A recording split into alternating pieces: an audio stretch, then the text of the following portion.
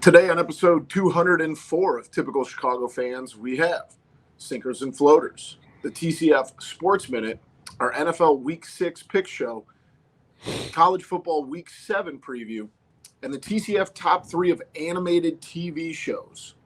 Let's roll. Hello and welcome to episode 204 of Typical Chicago Fans, brought to you by our incredible sponsor, Connect Roasters Coffee. Make sure to follow us on Twitter or X or whatever you call it. At typical_Chicago. Head to Facebook and Instagram. Give those pages a like as well. Go on over to YouTube. Type in Typical Chicago Fans. Hit the red subscribe button for all of our content in video form. Wherever you get your podcasts, we are there. Subscribe, rate, and review. Apple Podcasts, Spotify, Spreaker, Google Podcasts, whatever you use. We're there. Subscribe, rate, and review. You can find me on Twitter at BoomyTCF. And, of course, the gentleman that I'm joined with, that is Zach at ZLiliaTCF. Zach, this weather, I love fall weather. We've talked a lot about fall weather. This ain't it. This sucks. It's awful. It's cold. It's groggy. You don't want to get out of bed. You just want to stay inside all day and just hang on the couch, and it's not fun. No, yeah, because exactly. We're not going to see the sun here for the next 3 months. Yeah, that's true. And it's just wet, rainy, windy. It just sucks. Yeah, that's the way to put it. I love fall, but I don't need the rain. I can deal with the cold. I hate the cold rain. Well, then with the leaves falling, it's like everything sticks to your truck or like it's just always something going on. Exactly. Not fun. But let's jump into it. As always, we've got sinkers and floaters. And my sinker this week is the fact that I am a jinx. Last week on the podcast, I read a story about a 104-year-old woman from Chicago who broke the Guinness World Record for the oldest person to skydive, and she died. Yeah. It was like 10 days after. Insane, too, because you think 104, you lived through that. Unless they knew something was going on, I guess. I don't know, but... Yeah, 104 though. I guess it could happen any day. She did her record jump, I believe, at the beginning of October, and I read it last week on the podcast. And then you sent it to me. I saw it on Twitter. Actually, it was in the New York Times, or not New York Times. I'm sorry, New York Post. Very, very different places. That she had passed away. So shout out her though. That's if there's one thing you want to do in your last week of life, I might as well. She did. I got a question. At what age is it like? Okay, like I think 80 up, maybe it's like it's not like all of a sudden something happened. Yeah, exactly. Yeah. You got to feel like when they say, oh, she died of old age. Like this lady probably died of old age. Yeah, 104. Yeah. It's a good run. Skydived. A good run. Skydived. Skydived. Yeah, but something I will never do at any age, so... I'm not ruling it out yet. My sinker is streaming sporting events. You have Hulu, you got YouTube TV, you got all these different streaming services. I wish it was just cheaper and easier just to go back and everything was on like a Dish Network or some like cable ways, because it's so annoying being behind on things for me. I hate being behind on things. It just annoys me that like streaming services, sometimes you're so far behind on things.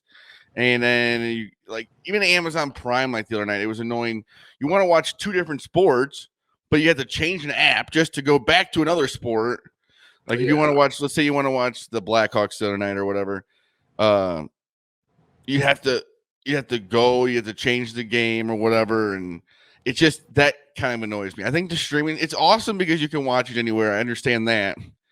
For my phone, it would be cool, but for my television, it kind of annoys me.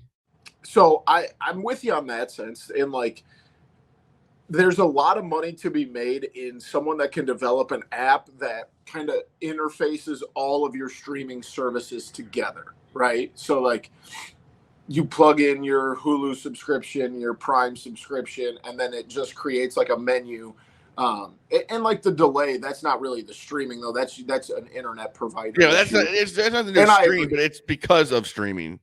Right.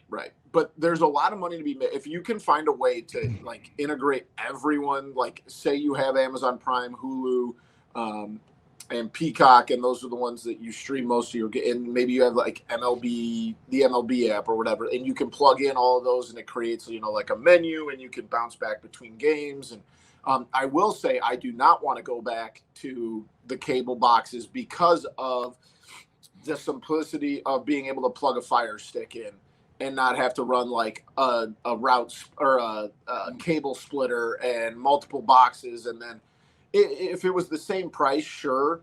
But like if you wanted to get like a second cable box, that's going to up your bill even more. Like it's already, the price of them is already ridiculous. Oh, yeah, that Now sucks. you're just talking more. So it all sucks, but it's just I wish you could just get the game a little quicker. That's all I'm asking for. I don't think that's too much to ask for. So no. My floater is basketball. Basketball is very, very close around the corner. I know you and Maddie are more football guys than basketball guys. I'm the opposite. Preseason NBA games, college basketball kicks off. I think games start in like less than a month. High school basketball starts here soon. I am just kind of getting that like that same feeling that you guys get like late July, early August is kind of the spot that I'm in. I like right now. college basketball more than NBA because it's more competitive. Yeah. I used to be very like not anti NBA, but very not much anti NBA like in no way, but it's just a fact. Like they're just playing harder. Yeah. The thing that's kind of floated me the other way is the skill difference. Well, yeah, right? the skill difference is there, but it just seems like you watch maybe like the second night of an NBA season, they may not be trying their hardest. Yeah, that's completely fair. And I love college basketball in the sense that like there's 365 Division I teams, and like there's literally always a game on because some school will do like Kids Day at noon, so you can follow that. Central Connecticut is playing, Hartford at noon on a Tuesday. Like it's just like little stuff like that. Even college football is good, but there's still only like 130 FBS teams, FBS. It's just there's so many teams and so many storylines to follow. College basketball is the best, but just kind of everything, with high school and NBA and everything coming around, I just get that feeling that basketball's right around the corner. We are a coach also, so that helps. Yeah, basketball is my favorite time of the year.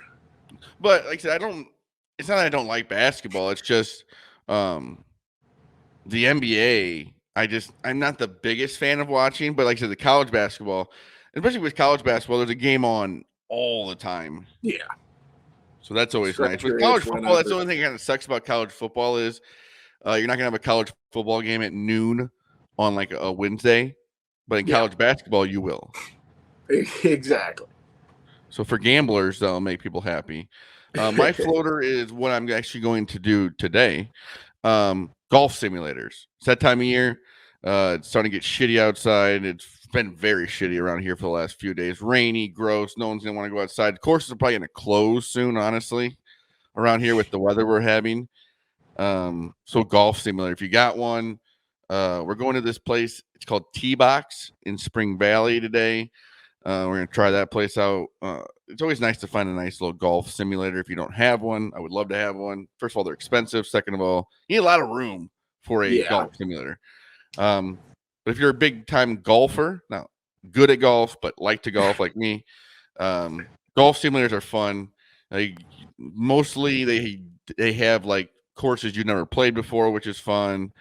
You can make it to where, let's say it's within 10 feet or something. Putts are a gimme, so you don't got to worry about that kind of stuff, and it's fun too. I agree. It was a very sad day in Mendota history when the golf simulator closed down. Yeah, like a minute from my house. That was the best because we would go on Saturday mornings, we'd take your portable TV. We'd have 4 to 6 guys, have a couple of pops and watch some college basketball and swing the clubs. That was it's a good place, a good little place to have. But you'll have to let me and the people know what you think of this place because I've heard good things. So Yeah, I'm excited, but yeah, you always want to find a good golf simulator, kind of close in the winter time, because you want to keep that swing going. And then, really, truthfully, it's the biggest thing. yeah, Even if you're just, let's say, an average golfer like we are, it's nice just to go out there and swing the club a few times, and it's not your first time swinging when it becomes whatever April, May, June. for sure. Let's go ahead and jump into the TCF Sports Minute.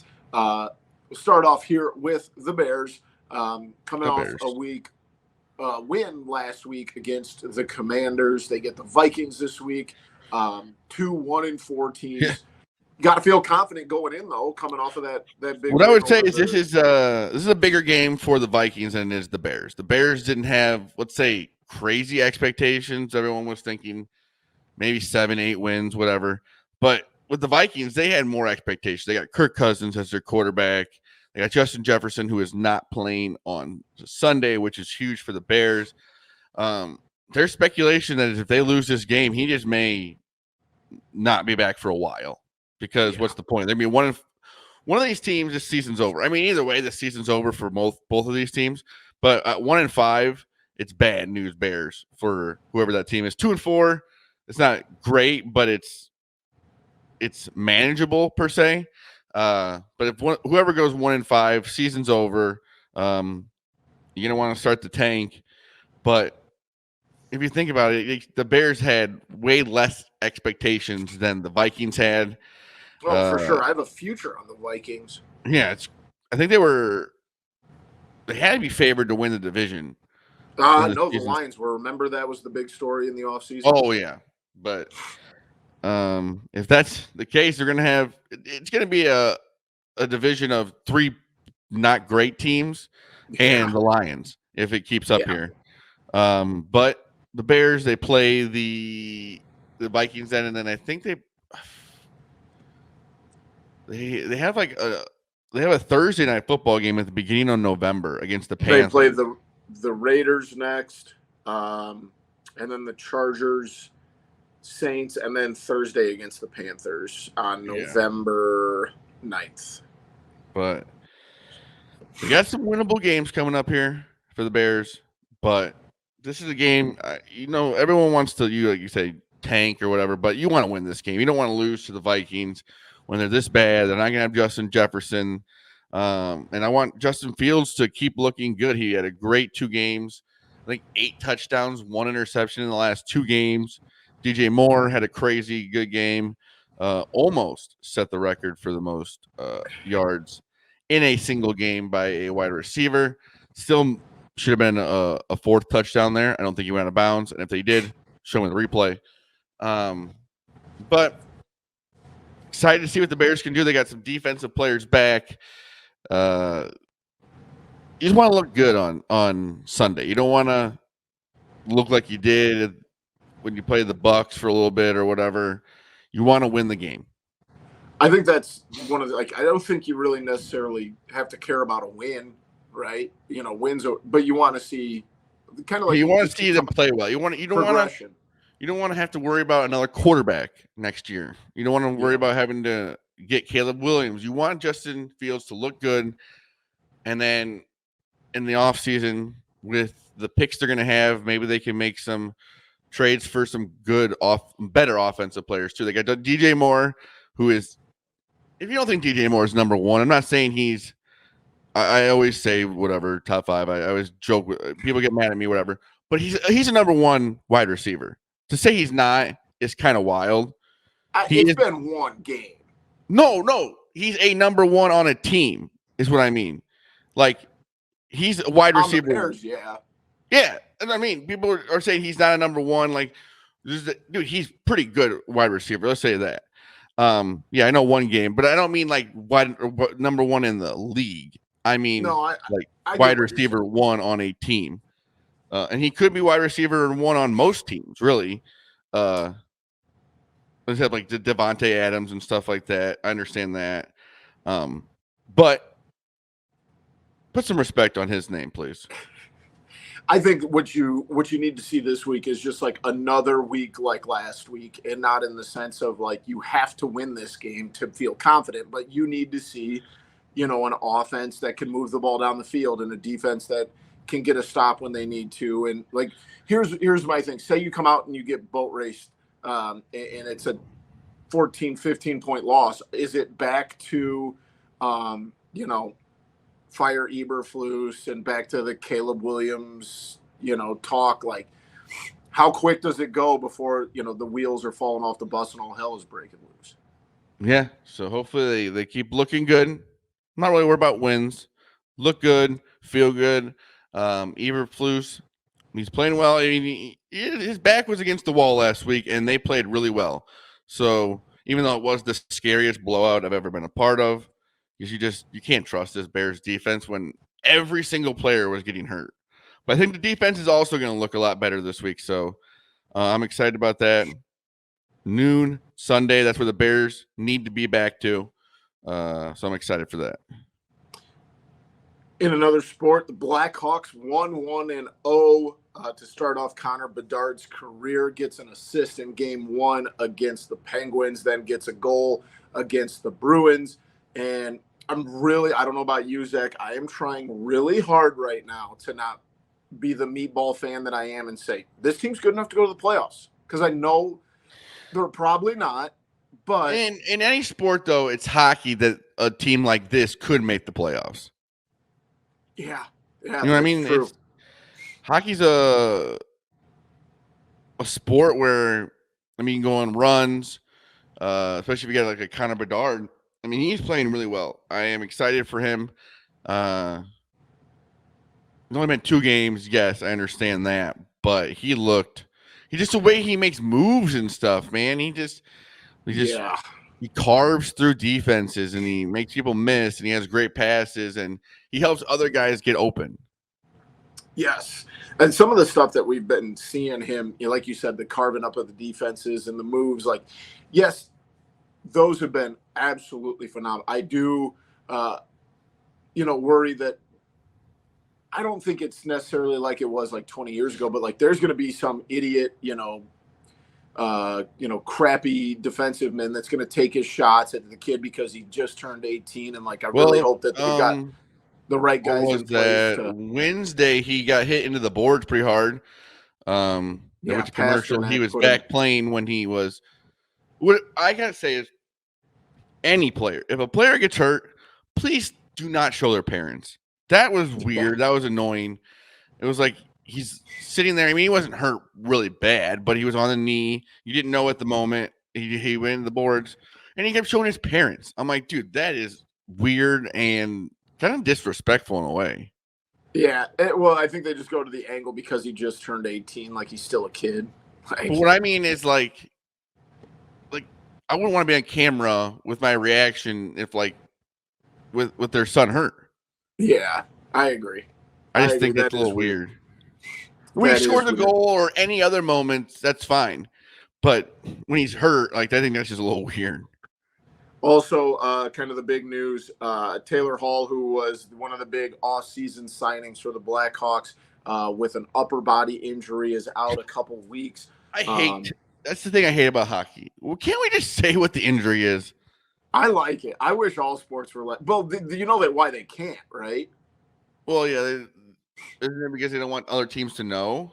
Yeah, because it's easier in hockey to target like. But I understand, but he's out 2 weeks. If he's out 2 weeks, he's going to be healed.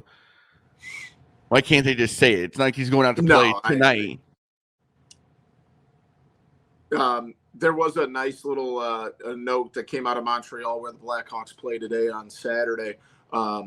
That Taylor Hall appears to already be ahead of schedule after suffering an upper body injury in the second period.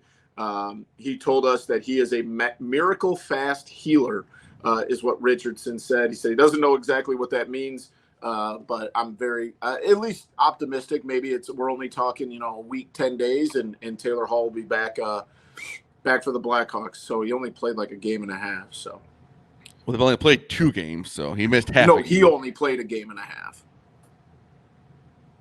What do you mean? So I'm saying I hope that he's not out, for a Oh, month. I see. I was going to say, they've only played 2 games full, so he's only missed half a game per se. But yeah, exactly. they play at Montreal tonight. If you're listening to this right now, tonight, I think 6:00 Canadians. Canadians, huh? But Bedard getting that first goal too was huge. Get that off his back. Now he can move on. I thought it was funny they had a graphic. It was like Wayne Gretzky, like 800 and something goals. Bedard won. Yeah, that's annoying.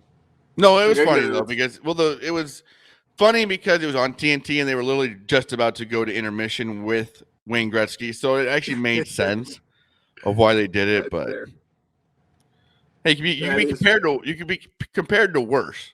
You're not wrong there. That is true. That is true. Moving to the NBA, the Bulls 1-1 in the preseason. Let's talk about not an easy preseason at all for the Bulls. Good Lord. The Bucks, Nuggets, Raptors, Timberwolves. But those first 3, I mean, 2. Yeah, players play half a game. They had a video Bulls of LeBron. Are 1-1, I'll take it. He played the first half, and then he was dressed in the second half, and people were surprised by this. I'm like, I'm surprised he's even playing in the preseason, honestly. Who is this you said? LeBron. Yeah. Yeah. Like he got in street clothes at halftime and came back out. It's like people were surprised. It's like, I'm surprised he was even playing in this game. I feel like, though, at that age, you've got to get your body warmed up. Like, if he goes into opening night. But the thing about, I know it's different, but at least I think basketball is the one sport you can pretty closely simulate a game in practice. Yeah, that's fair. Like baseball, I guess you kind of can, but still, like if you're like a first baseman, you're not going to be getting a bunch of plays and like to be able to, like, let's say, like train. That's why spring training is so long, because they need a lot of repetition and stuff. And like, I just think basketball, you can go out there and pretty easily compare it to an NBA game. Like hockey, you're not going to go out there and scrimmage and then your own team is going to hit you like another team would, like into the boards and stuff. But in basketball, you can pretty easily simulate it to the point where no one's going to get hurt. Yep, that is true. And LeBron the Bulls. You think LeBron? I would think LeBron wouldn't want to be in preseason with how many games he's played in his career. Yeah, he's different than me and you. There's no shot we'd be out there. But well, I can't believe a lot of like DeRozan. I can't believe he plays like the first quarter maybe, but no, actually, I got it just the other night against the Nuggets. The Bulls win in overtime. This went out with the starting lineup we expect to see, and the Bulls starters. So Vooch, DeRozan, Levine, Kobe White, and Patrick Williams.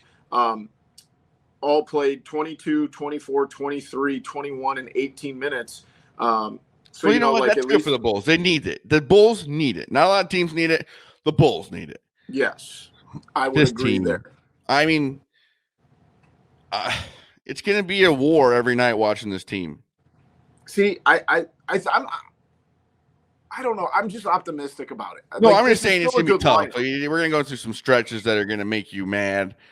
I'm not saying they're not going to make the playoffs or anything, but with what you always know what they should be, and it just seems like they never are.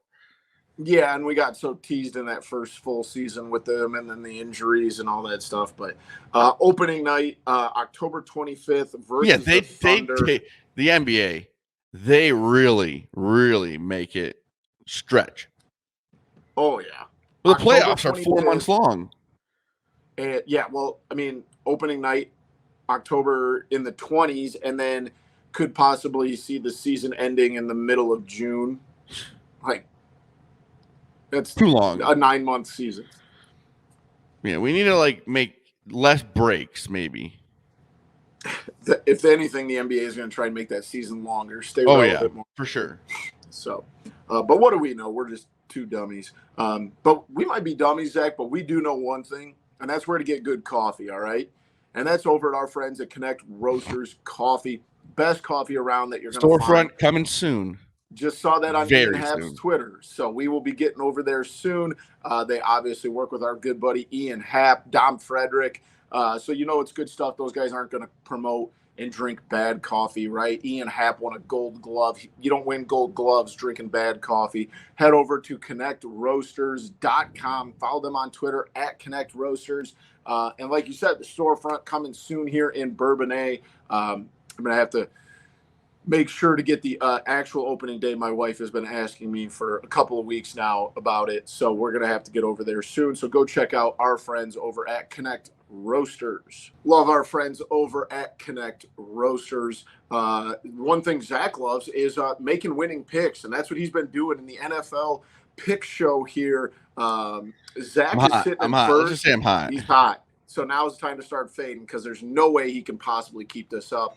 23-7, 6-0 last week. The boys just seeing the board. All right. I mean, what is that like? I mean, people that sell picks, which they were that good. Yeah, you're in the 65-70% range, but like I said, that's going to end here soon. So start fading. Pigoy in second at 16-13-1. I am in third, a long way away at 11-17-2. And then Maddie, who forgot to put picks in last week. That's the only reason I think I'm not in last place. He is at 8-21-1. So we do have a Germany game at 8:30 in the morning. If anyone wants to take that, it qualifies as a noon game. I've got to get back into it. I got to have like a 5-1 or a 6-0 week, because Zach could theoretically go like 1-5 for the next 3 weeks and probably be okay. I need a win here. You and Maddie have won it before. Twice. I need to get my name on the board. Two-time winner. Yeah, good for you. Two-time You suck winner. right now. You suck right now. Yeah. I don't suck as bad as Maddie. Well, that's partially your fault too. I'll that take half blame. I'll take 1.5% of the blame. Well, 50-50. We'll go 50-50. No, it's definitely not 50-50. It's 50-50. 97.5 and 2.5. I'll be generous. No, why he didn't get his picks in last week is what I'm saying. No, even that is 55-45 at worst. Yeah, that's compromise. He's a grown man. That's a compromise. He's a grown man. He has access to the dock. Well, yeah, you're the one that always goes, get them in. Yeah, Let's do your job, Boomy. I know you suck at the picks right now. Let's do your job. How about you start putting your own picks in for the first time in 4 years? Never will. You're lucky I'm even telling you my picks because they're so hot. When the numbers start getting fudged, I don't want to hear any complaining because you don't check it. So you could fudge the numbers all year and I'd still win. No, I've never fudged numbers once, but I am threatening it if we keep getting lippy. He says he never has. Never have. Everybody has access, so it is what it is. Let's get into it. People are tired of hearing us bicker. I don't think that's true. But let's get into it. We got the noon games. Who do you got, big fella? I do have the London game. Ravens -4.5 against the Titans. Titans are bad. I do not think the Titans are good. I think the Ravens. Lamar Jackson is playing really well. He's proving that he can throw the ball. Looking good. So Ravens -4.5, and then I go Bears +3 at home against the Vikings. I can't believe that the Bears are. I don't know. I guess they weren't favored against the Broncos either, so it can't be a surprise. But these are two not very good teams at the moment, and I think the Bears are going in a different direction than the Vikings are right this second. No Justin Jefferson, which is huge. So I'm taking Bears +3. I have the Browns getting 9.5. I know San Francisco is really good. And I know that Deshaun Watson is not playing. They have a bad week at some point. Yep, and that's kind of where I'm at. And if it was in San Francisco, it'd be a completely different story. Well, big win against Dallas and on Sunday Night Football. To a noon game in a gloomy Cleveland stadium. I just think that there's a way that the Browns can keep this kind of close. This is probably going to blow up in my face, and the 49ers will win by 35. But just being a home game, and the total for this game, Zach, is at 35.5. I know we don't do overs, unders. Hammer that over. I think that the Browns supposed to rain or something. Yeah, I think the weather's supposed to be pretty gross. But I mean, it's still the Browns still have a couple pieces, and their defense is really solid. So I'll take the Browns there. And then also I will take the Bengals -2.5 at home versus Seattle. I just keep telling myself that the Bengals at some point have to, really get it going. There's too many pieces. There's too many weapons on that team. And I just don't think that Seattle is that good for a 3-1 team. They haven't You're probably really right. proven anything. You're probably right, but Pete Carroll always seems like he knows what he's doing. I trust Joe Burrow more than even I'd hurt. I also Joe Burrow am not more a than big I fan of trust Pete you. Carroll at all. Yeah, that's true. He annoys me. We don't have Maddie's picks yet, but Pigoy has the Bears +3 and the Saints -1.5 on the road versus the Texans. He would do that. I don't like when, He's a Vikings fan. Well, he's trying so to everybody win-win knows. situation. Yes. I respect that. I have done this move a lot. So I don't respect it at all. Moving to the afternoon games, who you got, big guy? Lions -3 at Bucks. The Lions are a good team, and the Bears played Mike with Evans back. That's what had me worried. I understand that, but the Bears played him with Mike Evans too, and got their butts kicked. It was a close game. What I'm trying to say, it was a close game, which means the Bears played with them, and I think the Lions are much better than the Bears. So I'm going to go Lions -3. And then Patriots +3 at Raiders. The Raiders are bad. No, they're not. The Raiders are not that bad. I think they're bad. I don't think they're good. They just beat you're saying that because they just beat the Packers. No, that defense. The defense is good, I said, but the offense, it doesn't seem like Devontae Adams doesn't even want to be there. That I did. And the Packers played him really well. Like they put Jair on him, and they held him really well. But that defense is good. And the Patriots. You want to talk about bad? The Patriots are awful. Yeah, but +3. It's never a home game for the Raiders, which has to suck. Yeah, that is weird. All of the Packers beat reporters I follow said it was you could even be generous and say it was a 50-50 split, but it felt like more Packers fans really were there. Place in the NFL where people travel in a lot. You know what I mean? A lot of the games, like in Chicago, a lot of people from Chicago go, or when it's Green Bay, a lot of people from Green Bay. But in Vegas, people are making special trips for this. They're going to be going to Vegas, and they're going to go to the game, and it's just you get a lot more outside fans. With that being said, I hate that I took this and I just crapped on the pick. I also had the Patriots +3.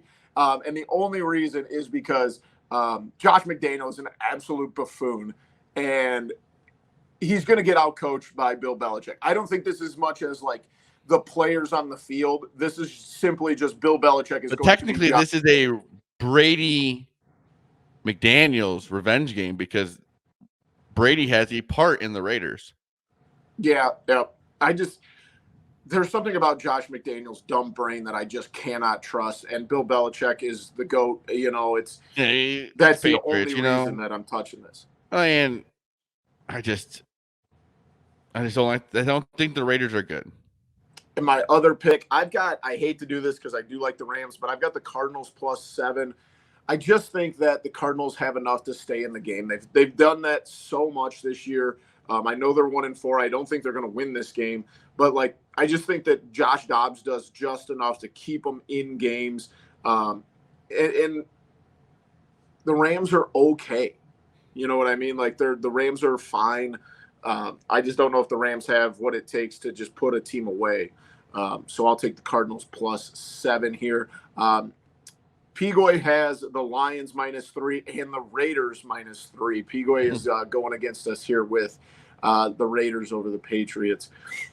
Moving into one of what could easily be, I say this now, I hope it's not, one of the worst Sunday night games of the year. We've got the Bills hosting the Giants. No Daniel Jones. The Giants stink. The Bills are playing well. Who do you got here? Giants +15. I think it's just a crazy number. I can't go against that number. I'm not saying the Bills aren't going to win convincingly, but I think at some point it's going to be around 7-14, and that 15 is just a weird number.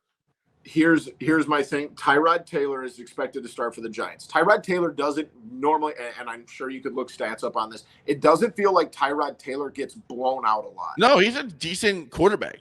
When he was playing for the Bills. Yeah, and the Chargers. Was it the Bills? I mean, he played for the Bills and the Chargers. Remember the Chargers? He was having a really good season and got a bad spinal tap and almost died. I thought his lung got popped or something. Oh, is that what it was? I thought it was like something about like his lung, like they were maybe trying to like do one of them, like however they do when like somebody gets hurt, like a cortisone shot, maybe. Oh, that's right. Yeah, it was like definitely like medical malpractice or something. Yeah, we should probably look that up before we just start talking out our mouths, but we'll take it. Yeah, I just don't feel like he gets blown out. And like you said, yeah, I think it's gonna be. I'm not gonna say it's gonna be a competitive game per se, but especially like a late touchdown. Daniel Jones just got ruled out this week. You don't have a bunch of time to get ready for Tyrod Taylor, which usually helps the backup quarterback for at least a few games. Yep. By 15, Monday that's night, a crazy Cowboys, number. Chargers. Cowboys 2.5-point favorite. Who do you got here, Zach? Chargers plus 2.5. I'm just not a fan of Dallas at all. And I think the Chargers are decent. Justin Herbert, decent. I've got the Cowboys here in the only sense that they got embarrassed on national TV. You can't come out and do that 2 weeks in a row if you were a team that. But they can. I don't think the Chargers are that good. The Chargers just seem to always find a way to piss it away. Yeah, it seems like even like Phillip Rivers. Yes, it always like threw an interception right at the end of the game. Yeah, this just seems like one that like it's going to be a close game, but Dallas is going to be like up 5, and then something bad is going to happen for the Chargers, and it's just going to be a weird ending. Pigoy also in on the Chargers here, plus 2.5. Let us know who you got this week. We'll get Maddie's picks here. Check on typical_Chicago for the weekly picks that Pigoy puts out or on Sunday mornings. Moving into a quick college football week 7 preview. I'll be quick on my Illinois teams because it's not great. Southern Illinois is the best team in the state at 4-1. Their undefeated season did end last week at North Dakota State. Eastern Illinois surprisingly not far behind, 4-2. Southern goes to Youngstown. Eastern goes to Southeast Missouri. Right behind them, ISU is at 3-2. They host Indiana State, one of the only in-state home games this week. And then the big boys, Illinois is at 2-4. They are at Maryland today. Northwestern 3-3. They barely squeaked by Howard last week, 23-20, an FCS team. But they are 3-3. They're 500. NIU got back in the win column last week. They are 2-4 and head to a very good Ohio team. And then rounding things out, the bottom of the barrel, the 0-5 Western Illinois Leathernecks play Missouri State this week in Macomb. So looking down the long barrel here for the Leathernecks, not looking great. Top 5 doesn't change too much outside of Texas moving out. Number 1, Georgia. Number 2, Michigan. Number 3, Ohio State. That one will change, obviously, after that game. Florida State in at 4, and Oklahoma into the top 5 after beating Texas. I still don't feel in the top 5 that the Pac-12 is getting enough love. The Pac-12 has some very, very good football. And I know they're sitting right outside the top 5. But Oregon and Washington play this week, which we'll talk about here in a second. But USC is very good.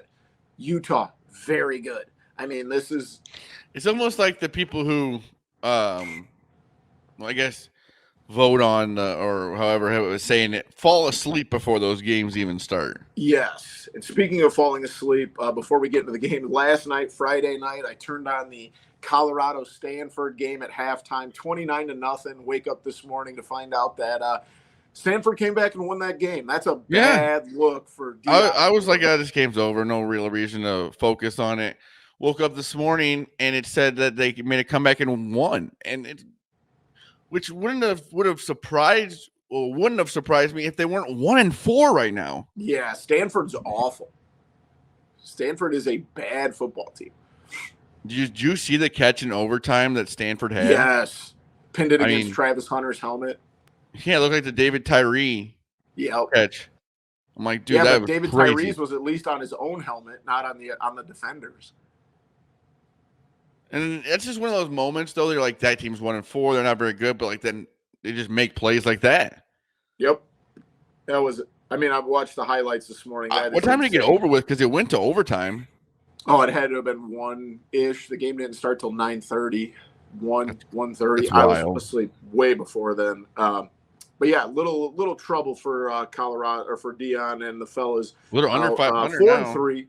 Hey, still 3 more wins than they had last year. So yeah, still like what Dion's doing out there. Big games this week. We've got 5 ranked opponents. There are 5 games of ranked opponents. We just briefly spoke about one, Oregon and Washington. I think this is going to be the best game of the day. These are 2 fun offenses. Where game day was at? Yep. This has the opportunity. The over, Zach. Guess the over under here. Oregon, 72. 66.5. Still kind of like the over here. I would take Washington the over all day. Favorite. I will say this: whoever wins this game should be in the top 5. I don't care if you have to take Oklahoma out, Florida State out. I don't care. Whoever wins this game deserves to be a top 5 team. Yeah, you have to. Not that they're ranked, but this is a big one. Auburn goes to LSU. Auburn not very good, but still a little frisky. It's always a big game. Yep. I hate LSU, but I also hate Auburn. But that's what's cool about the SEC. Even if like some teams have a down season, there's always a few games a year that are just like huge. Exactly. The other big one, probably I would say the second biggest game of the week, USC at Notre Dame. USC has not won in South Bend since 2011. I think that changes today. Let's go Trojans. I would love to see it. Notre Dame is a 2.5-point favorite. But on the other side, Notre Dame coming off of their second loss of the year at Louisville, at home, have to get some things changed around. Awful defense there by Notre Dame at the end of that game. They just let that guy just run into the end zone. Well, speaking of awful defenses, USC needs to be mentioned as well. That defense is bad. Well, yeah, that's the problem with a guy like Caleb Williams. I mean, he's putting up crazy numbers. So, like, your team looks good, but you're winning like 50-40. Yeah, that's true. They only won last week at Arizona, 43-41. So, lot to see here in this one. I'm excited for this one. 6 o'clock kickoff. In the ACC, Miami, after arguably the biggest coaching mistake I have seen in years last week, Miami should be coming into this game undefeated, and they're not because Mario Cristobal tried to get his running back 1 yard to get 100 yards, fumbled. Georgia Tech wins the game. But they go to Maddie's North Carolina Tar Heels, who are undefeated. I think this could be interesting because Miami's got to come out and prove that they're not as bad as that last possession of the last minute of that Georgia Tech game. You've got to come out firing here. But North Carolina, pretty damn good football team. Yeah, be a good game. You always like to see the ACC good games. And the last one of the night, the late one here, Oregon State hosting UCLA. Oregon State is 15th in the country. UCLA is 18th. Both teams coming in with 1 loss, but this could be a perfect one. You flip on the TV when you're, settled in for the night and watch a shootout here. This is why Boomy loves college football so much and why a lot of people do. It's these late night games. On a Saturday night, it's perfect. And the over-under set at 54.5. I didn't even bring it up, but we do have a 10 p.m. start tonight. Hawaii is hosting San Diego State. Both teams 2-4. So if you're looking for something fun to watch late, for like 15, 20 minutes, and then you're like, I'm going to go to bed. And yeah, that's very fair. So big slate of college football today leading into NFL Sunday tomorrow. But let's go ahead and wrap things up, Zach. We have the TCF top 3 as always. And this week we are doing animated TV shows. Can I go first this week? Yes, you can. The Simpsons, easy 1-1, the greatest TV show ever made. I still love it. Don't care what people say about the new seasons. They're still phenomenal. Well, a show that's had that many episodes, like, you can't talk shit about that. What are you talking about? Yeah. It has been on. I'm 33 years old. It has been on since before I was born. Yeah, maybe there's a few that aren't the funniest or whatever, but there's a million episodes. It is the perfect. We sleep with the TV on. It is the perfect nighttime TV show. Oh yeah. Throw it on. Let the series rip. 32 seasons on Disney Plus. I'm all in. That's my favorite show of That's all great time. just to say. My first is Family Guy. I love Family Guy. I think it's hilarious. It's right there with The Simpsons. I think it's like 1A, 1B to me because I watched The Simpsons when I was younger, and then you kind of get older, and then you watch Family Guy. They're very different shows, but kind of the same in a way. Like, Yeah. The humor is different because it's a little more raunchy on Family Guy, but also two great shows. I had The Simpsons, and then F is for Family. I don't know if you ever seen that. The one Yeah, with Bill that show's Burr. great. That show is so funny. I don't know if they're still doing it anymore, but there's 5 seasons out, and it is a hilarious show. It's like I think it was all written by Bill Burr. yeah, he plays the dad. Yeah, it's And, supposed to be like on his, like, kind of sort of based on his life his growing dad, up yeah. outside of Boston. And they say it's a raunchier version of King of the Hill. That's a good way to put it. I've never heard that comparison. With that being said, my second round pick is King of the Hill. Yeah, I had that too. A great show. I love King of the Hill. I think it's just like, it's not like the funniest. It's not like side-splitting humor, but it is a very funny show. A lot of longevity. I want to say like 13 or 14 seasons. So yeah, I'll go King of the Hill in my second round. My third round pick, I am torn here because I watch entirely way too many of these shows. I'm going to go Bob's Burgers. Love Bob's Burgers. Seen every episode at least a couple times. I even dressed up as Bob for Halloween one year. So. Am I the last one? Yep. What do I want here? You got enough? We can go 5 here. We can go 5. It's just us. No, I don't have enough for that, really. What are you talking about? I mean, I do, but I mean, let's see. I'm going to go Beavis and Butthead. From the creators of King of the Hill. Great show. See, I never, it was one I just never really got into. Like, it's funny. Like, I like seeing the clips, but it was one that just kind of humor, I guess. Yeah. Dumb humor. Since you don't want to go 5, what do you got for, I don't ever watch Adventure Time. It was a little bit of a weird show, but I kind of got into it when I was probably in high school or so. It was kind of a weird show. You probably would not like it. Tom and Jerry, great show. Good choice. Scooby-Doo. All right, here's the ones I had. Arthur. I had American Dad and the Cleveland Show. I don't like American Dad. Oh, American Dad's hilarious. Roger the Alien is one of the funniest TV characters of all time. BoJack Horseman, that show was incredible. I almost just said I don't like a show because it's unreal that an alien could talk, but I like Family Guy where a dog talks. So yeah, I guess I shouldn't. Cleveland Show I enjoyed a lot. Here's one that neither of us said, and I don't know how you feel about this show. South Park. I never got into South Park, really. Same. That was kind of my issue there. I never got into South Park. And it felt like a fraud if I took South Park. So yeah, me too. It was like number 1 on most of them, but I never watched it. You know what was another one that, like, you took F is for Family. One that I watched on Netflix a long time ago from Daniel Tosh, Brickleberry. Oh, that was funny. It wasn't very long. That was a really funny. It was funny. Oh, the one that Nick Kroll does. Big Mouth. That's a good show. That is my wife loves that show. I've seen the first 2 seasons. I thought it was. We're doing a not top 10 or not top 3. Futurama. Well, see, my wife loves it. I'm coming around a little bit. I can't do it, dude. That is also the creator of The Simpsons. That's Matt Groening. So. Well, they missed on that one, but I mean, yeah, it's been on for a while. I was going to say, it clearly has some staying power. It had a lot of seasons and is very popular, but I'm with you on that. It would not make my top 3, would be closer to the bottom. So let us know what we missed. I'm sure there's tons of them out there, with a quick top 3 list that we missed. But thank you guys for joining us. This was episode 204. We appreciate you guys tagging along.